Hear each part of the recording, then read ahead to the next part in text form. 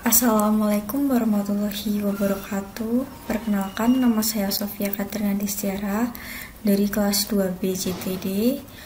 Di sini saya akan presentasi PowerPoint tugas praktikum mikrocontroller 2. Di sini saya mengambil judul Rancang bangun sistem pengisian air pada bak kamar mandi dengan memanfaatkan ketinggian air dan kipas pembuangan udara panas pada smartphone berbasis IoT.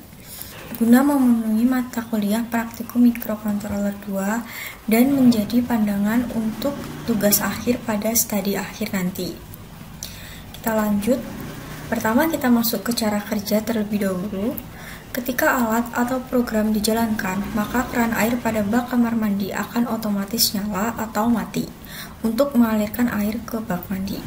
Jika pemilik rumah menekan perintah open pada aplikasi kodular yang terdapat pada smartphone, maka keran air akan menyala. Dan sebaliknya, jika menekan close, maka keran air akan mati. Kemudian untuk sensor ultrasoniknya sendiri itu mendeteksi ketinggian air. Jika ketinggian air di bawah dari ketinggian yang telah ditentukan, maka motor driver akan menggerakkan pompa DC dan akan mengalirkan air ke bak kamar mandi. Untuk LM35 sendiri atau sensor suhu digunakan untuk mendeteksi suhu ruangan.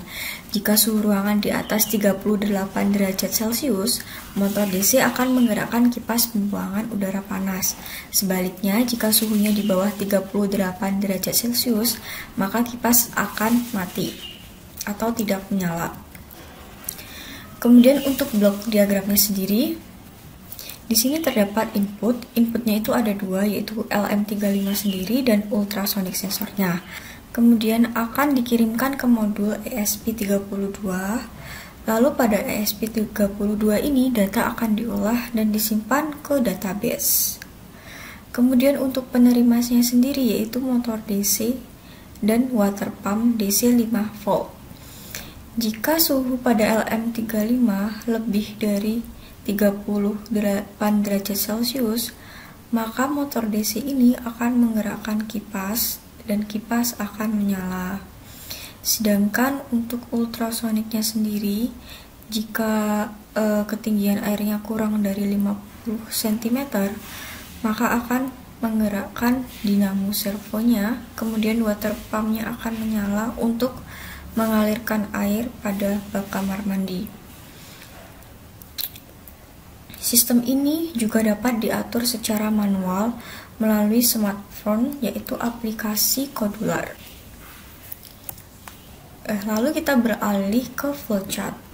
Pertama, untuk sebelah kiri, bagian kiri ini, kita tekan start pada program, kemudian lakukan instalisasi, maka sistem akan menyala. Kemudian sensor ultrasonik sendiri akan mengidentifikasi ketinggian air. Lalu, jika ketinggian airnya kurang dari 50 cm, maka water pump akan menyala yang dinyalakan oleh motor servo, lalu N. Jika ketinggian airnya lebih dari 50 cm, maka water pump tidak akan menyala dan program akan kembali ke sensor ultrasonik mengidentifikasi ketinggian air.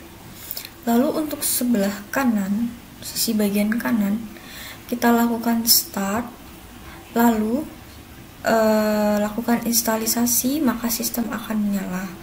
Kemudian di sini terdapat sensor LM35 atau sensor suhu yang bertugas mengidentifikasi suhu ruangan. Jika suhu ruangannya lebih dari 38 derajat Celcius, maka kipas ruangan akan menyala yang digerakkan oleh motor DC. Kemudian N. Sebaliknya, jika suhunya itu kurang dari 38 derajat Celcius, maka kipas ruangan tidak akan menyala. Lalu program kembali ke sensor LM35 mengidentifikasi suhu ruangan. Sekian presentasi dari saya. Apabila ada salah-salah kata, mohon dimaafkan. Wassalamualaikum warahmatullahi wabarakatuh.